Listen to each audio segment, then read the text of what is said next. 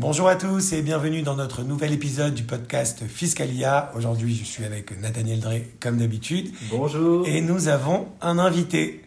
Alors, nous sommes avec Chaim Boton. Chaim qui est ingénieur en bâtiment et plein d'autres choses. Mais en fait, Chaim, je vais te laisser te présenter, je pense que c'est plus simple. Merci. Donc, mon prénom, c'est Chaim Boton. Je suis ingénieur en bâtiment, comme tu as dit. Je suis chef de projet. Je m'occupe de la construction de projets qui sont complexes. Je suis des projets pour des promoteurs, que ce soit particuliers ou même des compagnies.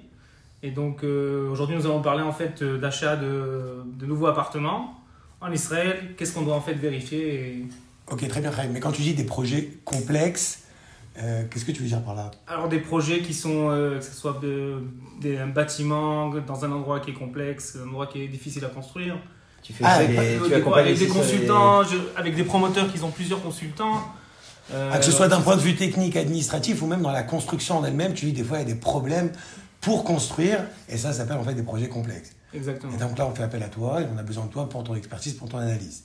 Exactement, pour mon analyse ou pour suivre le projet depuis le début en fait. Depuis qu'un promoteur, une personne a une idée qui va accomplir. Alors donne-nous un exemple concret, par exemple une personne qui te contacte. T'es sur quel projet en ce moment par exemple? Par exemple, là, maintenant, par exemple, ouais. Par exemple, là maintenant, je suis deux projets. Bon, par exemple, j'ai une synagogue, je suis Une synagogue. Une synagogue à Jérusalem, à Baka, une synagogue de la communauté des Mouna Shlema. Je suis en plus là un très très grand projet à Jérusalem, il s'appelle le ministère de la Justice. Donc là-bas, je supervise tous les travaux. Depuis, en fait, les travaux, on a commencé depuis les plans jusqu'à les travaux, là, on vient de finir. Ah, quand tu dis des projets, en fait, c'est pas forcément des projets qui sont déjà construits, en fait. Tu t'occupes même de projets qui sont sur plan complètement. Qui sont sur du point de l'idée, déjà.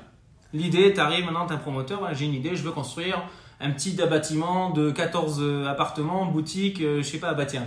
Ah, ok. Voilà, t'as le terrain, tu dis, voilà, je veux maintenant le créer, donc j'ai besoin de quelqu'un qui dirige. Ça, c'est le travail du Kablan, en fait. Non. Quelle est la différence, en fait, entre toi et le Kablan? Donc le Kablan, en fait, Kablan, c'est quelqu'un qui construit. Donc des fois, il y a beaucoup de Kablan qui sont aussi promoteurs. C'est-à-dire que c'est eux qui ramènent l'argent, qui construisent. C'est ça? Voilà. Donc c'est pas tout le monde qui sont Kablanim. Donc là, maintenant, on a des personnes qui sont de l'argent, on les appelle les promoteurs. Alors, il y a des gens qui investissent, mais ils ne sont pas des promoteurs de construction, ils ne sont pas de base. Des investisseurs. Un investisseur qui a de l'argent et qui dit voilà, je construis un bâtiment, il ne s'y connaît pas obligatoirement mais là, dans les trucs techniques, et ça, il va prendre un architecte, il va prendre un ingénieur, il va prendre un ingénieur sanitaire, un ingénieur d'électricité, et il va faire tout, un constructeur, il va faire les plans, il va faire avec les besoins qu'il demande.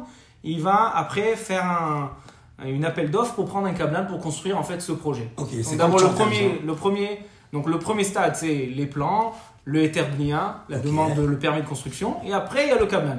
Il y a le câblan après. Donc je suis en fait depuis A jusqu'à Z. Donc toi, t'es un peu le chef d'orchestre de tout ça. Exactement. Si on comprend bien. Tu es obligé de travailler main dans la main avec le Kablan. Je suppose qu'il doit y avoir souvent des petits bras de fer entre toi et le Kablan. Ouais. Surtout, on connaît. C'est qui gagne à la fin.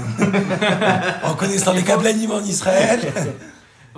Il faut savoir comment parler au Kablanim, comme on est. Et à mon avis, tu dois souvent aussi orienter des fois ces investisseurs-là vers des Kablanim qui peuvent être plus adaptés à tel ou tel projet. Il faut voir. Ça commence, mais pas un projet commence à faire attention, c'est que commence par les plans. Tant que les plans sont de bonne qualité, sont bons, après le Kablan, il va faire comme Ouvan un meilleur travail. C'est super intéressant en fait ce que tu dis. Tu dis en fait tout est dans la fondation depuis le départ.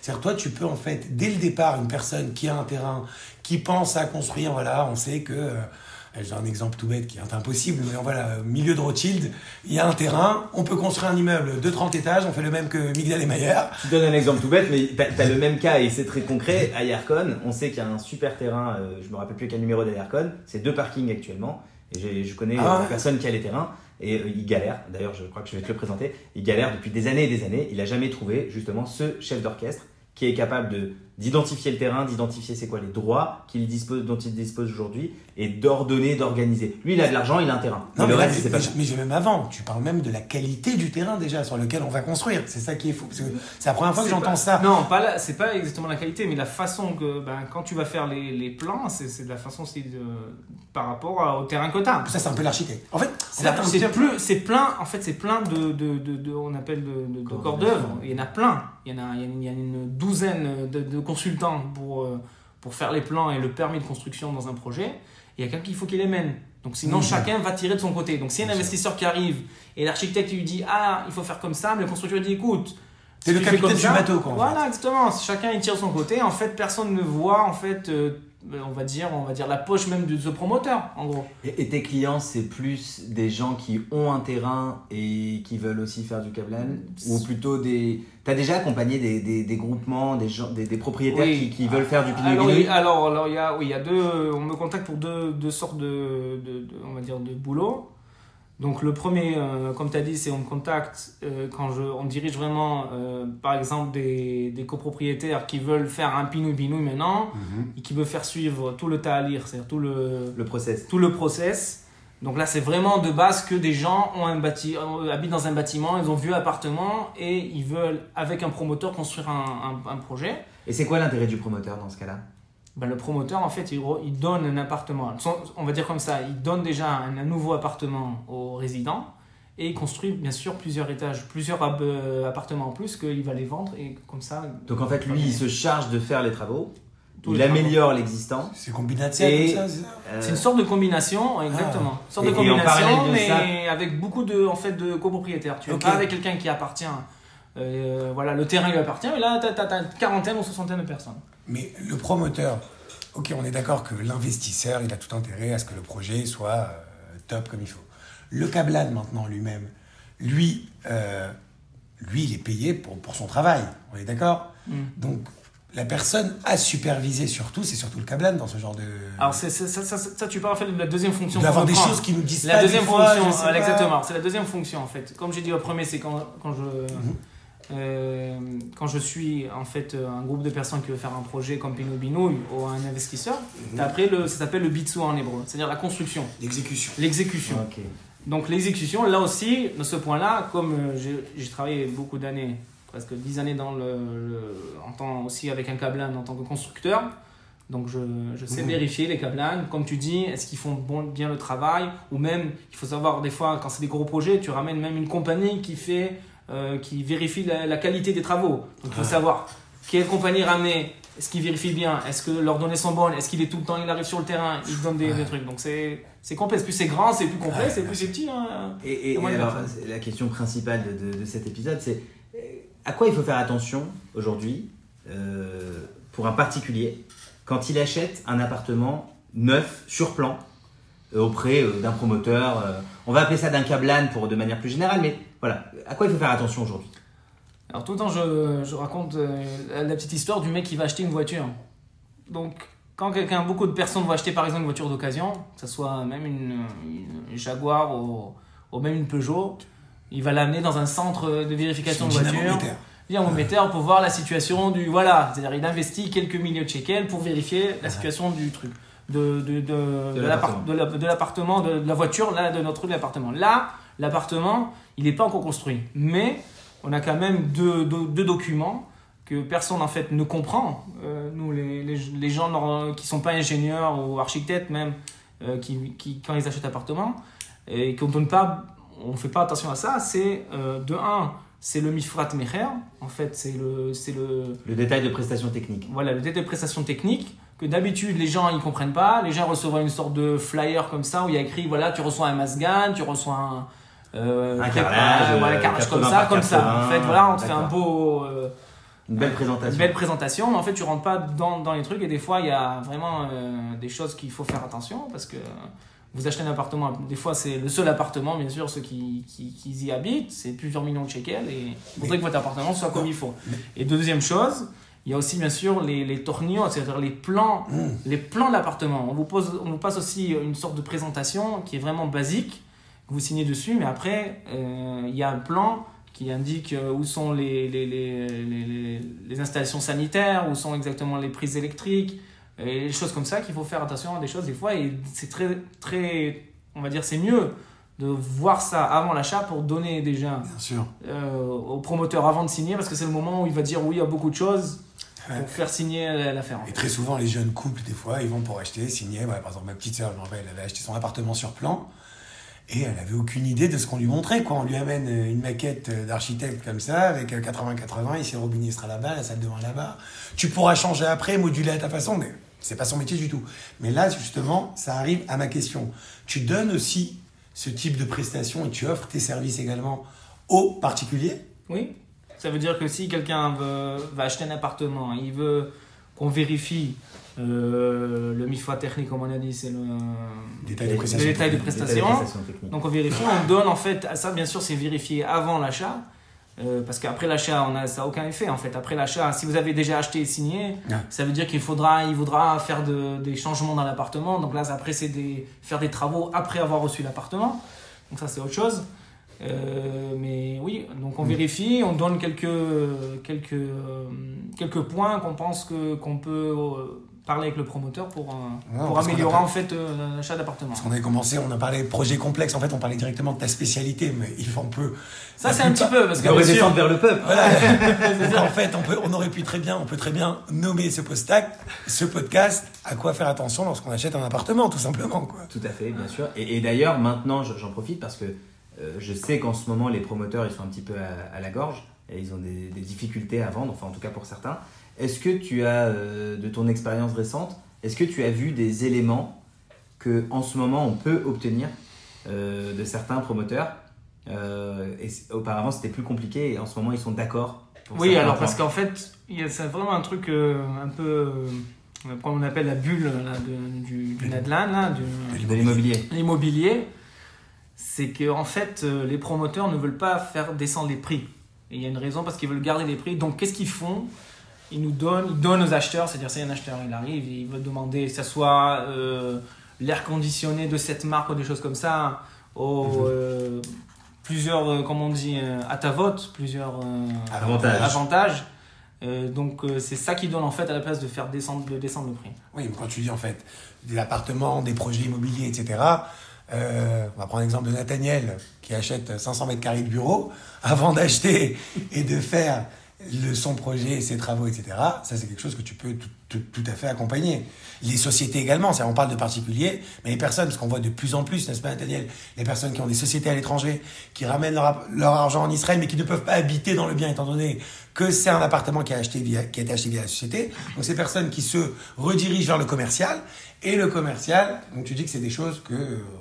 c'est exactement la même chose. En fait, justement, c'est vrai qu'en ce moment, c'est très bien ce que tu dis, parce qu'en ce moment, si on veut faire des bonnes affaires, on les fait principalement sur de l'achat d'appartements neufs parce que les promoteurs ils se retrouvent avec un stock important de biens qui ne sont pas vendus à cause de plein de raisons, la guerre et principalement l'augmentation des taux d'intérêt. Donc là où il y a tout intérêt à faire appel à quelqu'un comme toi, c'est en fait une personne qui a suffisamment de connaissances pour dialoguer, avoir le même dialogue, les mêmes discours d'égal à égal avec un promoteur. Et comme le promoteur en ce moment, il n'a pas envie de baisser son prix parce qu'il s'est engagé. Ça, après, tu nous expliqueras dans le détail. Mais de ce que je comprends, le promoteur, quand il va voir la banque qui va financer le projet, il s'engage plus ou moins à ne pas vendre moins cher qu'un certain prix. Donc, ton intérêt, enfin l'intérêt du client de faire appel à toi, c'est justement en ce moment d'essayer de négocier et d'obtenir le maximum d'avantages. Alors, peut-être pas sur le prix, parce que la négociation, on n'a peut-être pas forcément besoin de... Voilà, on sait tous négocier. Mais là où oui, ça peut être intéressant, c'est que toi, tu sais c'est quoi les éléments que en ce moment les promoteurs ils sont en mesure de donner et d'offrir. Ils parlent leur langue, quoi, en fait. Exactement. Je pense que son petit accent aussi doit être beaucoup aidé. Ouais. Ce petit accent israélien. Alors, Nathan, tu as complètement raison. C'est une chose que c'est le moment de le faire, hein, parce que bientôt... Comme on voit, on va dire les prix, peut-être ils vont être au stable ou plus remontés, mais on n'aura plus les mêmes les avantages qu'on peut demander, ce qu'on veut maintenant au promoteur. Ça, c'est sûr. Parmi les avantages qu'on entend le plus souvent, c'est le fameux paiement du 20-80. À quoi il faut faire attention quand on fait le 20-80 ? Alors déjà, bien sûr, il y a l'Atzmada au Madad, ça s'appelle l'indexation au Madad Abniya. L'indice de construction. L'indice de construction, donc il faut vraiment faire attention à ça. Et voilà tout, hein, sur les 20-80. Parce que les 20-80, c'est vrai que c'est alléchant. Les gens disent, bon, je mets que 20 maintenant, ou 10-90. Donc déjà, la Hatzmada, et d'ailleurs, on voit pas mal de promoteurs dans leur pub, tu as raison, qui me disent, il n'y a pas d'Hatzmada. Alors, faites très attention. Là, j'ai un exemple récemment vécu par un de mes clients. Il a fait un 20-80, sauf qu'il n'a pas fait attention. Il s'est engagé à payer le 80 à la date de livraison estimée du promoteur. Et non pas à la date de livraison effective. Donc faites bien attention, le promoteur, quand il va faire ce 20-80, il va avoir tendance à vous écrire qu'il vous livre dans 2 ans, alors qu'en réalité, il vous livrera dans 4 ans ou dans 5 ans. Mais si vous n'avez pas fait attention, dans son contrat, vous allez donc devoir le payer à la date de livraison préalable et non pas à la date de livraison effective. Donc faites bien attention aussi à ce petit aspect-là. Ok, donc dans les 20-80, 10-90, il faut faire attention à la date qui est effective, à ce que tu as dit par rapport à l'indice de construction. Et je voulais savoir également comment ça se passe en fait quand tu dis on supervise des projets, tu ne trouves pas sur place toute la journée, ça veut dire que vous avez également un directeur de projet là-bas. Parce que vous êtes en fait là pour vérifier que tout se passe comme il le faut. Mais on sait que dans la construction, voilà, moi j'ai un ami qui a acheté un appartement à Baca, ça fait 1 an qu'il le construit. Il me dit, je suis obligé d'arriver à 6h du matin. Si j'arrive pas à 6h du matin, les employés commencent à travailler à 8h. Tu sais comment ça se passe. Ça veut dire... Donc, comment ça se passe pour que ce soit le plus efficace, quoi, d'un point de vue supervision? Tu parles en fait d'un projet, d'un grand projet. Tu parles d'un grand projet. Alors c'est tout... Très important en fait, c'est choisir ses hommes, on va dire comme ça, avec qui tu vas à la bataille. Donc c'est des choses qu'il faut avoir l'expérience pour ça et déléguer bien sûr les missions, comme tu dis, c'est-à-dire que celui qui doit construire c'est le Kablan, tu as le contrôleur de qualité, tu dois bien choisir. Après tu as aussi les consultants, tu dois les appeler, les faire venir aussi sur le terrain. Tout ça c'est en fait aussi, par exemple, vous avez un Kablan qui ne fait pas ce que vous voulez. Il faut savoir comment, on va dire, les dresser, on va dire comme ça.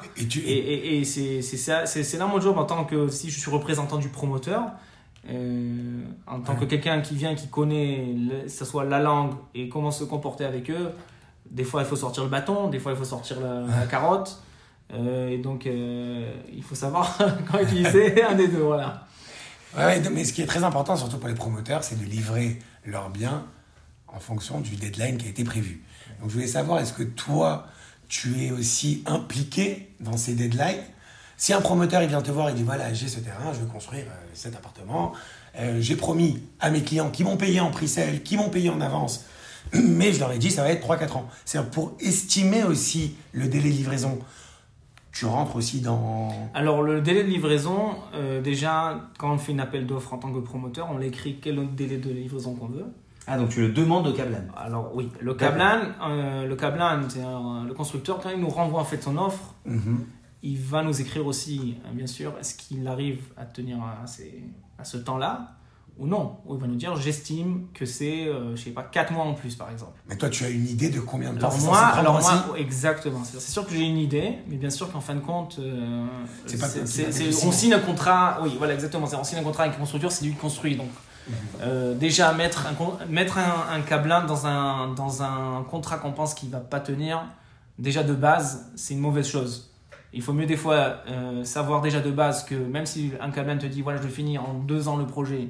Et moi, je vais dire au promoteur, écoute, il te dit 2 ans, mais moi, je vois 2 ans et demi, c'est 2 ans et demi. C'est très important. Donc, c'est très important déjà de base que le promoteur ou l'investisseur, il sache ça. Même s'il a signé un contrat, c'est-à-dire même s'il signe un contrat avec un Kablan et qui te dit je rends dans 2 ans, sinon je te paye des indemnités, ça va à la cour, à la justice, tout ça, c'est pas un truc qui est direct. Donc, et dis-moi d'ailleurs, ça me fait penser à quelque chose. En ce moment, depuis la guerre, depuis le 7 octobre, comment ça se passe le marché de la construction en Israël? Alors ça se partage entre en fait les projets où ils avaient des ouvriers palestiniens ou non.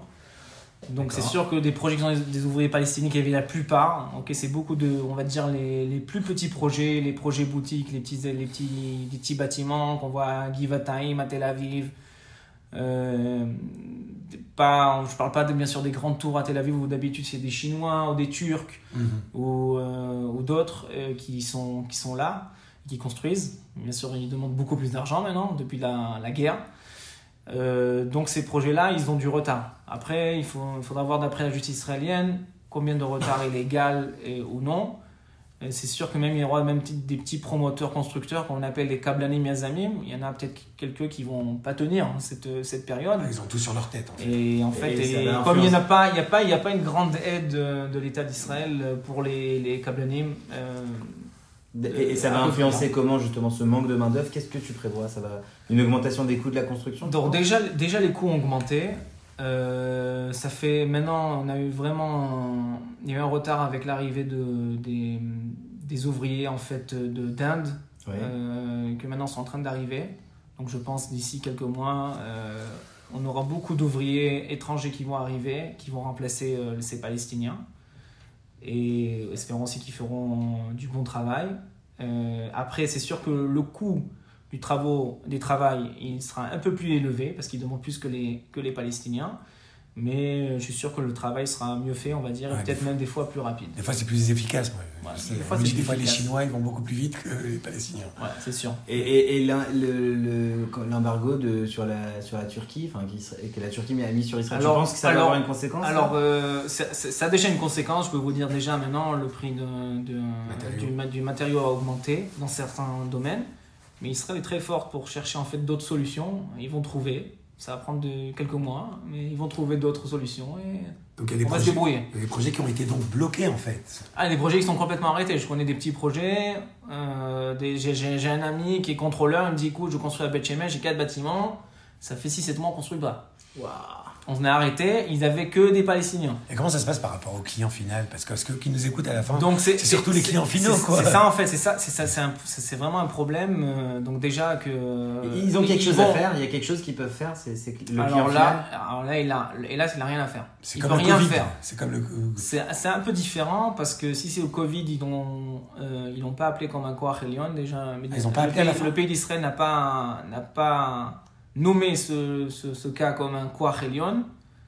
Koach Elyon, juste, c'est une force majeure. Force majeure, voilà, exactement. Cas de force majeure. Cas de force majeure. Et donc il y a eu en fait une permission de retarder de 3 mois, si je me rappelle bien, pour la Corona. Là, pour l'instant, on parle à 6 mois, en fait. On parle à un délai de 6 mois qui sera permis. Maintenant. À cause de la guerre. À cause de la guerre. D'accord. Et donc, c'est ce qu'on parle de ça maintenant. Avec un grace, ça veut dire que si les 6 mois sont passés, c'est possible qu'ils doivent payer une partie de ces 6 mois, les kablanim. D'accord. Ils n'ont pas, même après ce retard. Donc, c'est sûr que c'est une chose que la justice israélienne devra... Il va y avoir beaucoup de cas qui vont arriver. Beaucoup de cas. À un moment donné. Ok.